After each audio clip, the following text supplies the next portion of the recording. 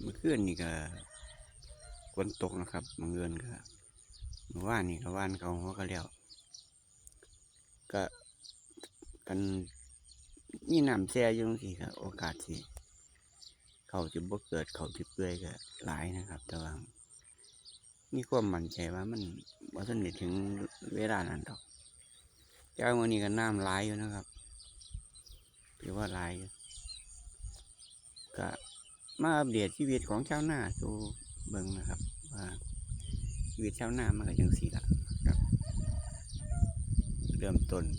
ฤดูกาลการทำนากันแล้วฝนมื้อนี้ก็ย่อยย้ำยางอยู่นะครับน้ำไม่อีกก็บ่จักหรอกแต่คิดว่ายังพื้นที่ยังรองรับน้ำได้อีกหลายอยู่นะครับมีความมั่นใจอยู่ครับคิดว่าก็คงสิบ่เขาคงสิบ่เกิดความเสียหายครับ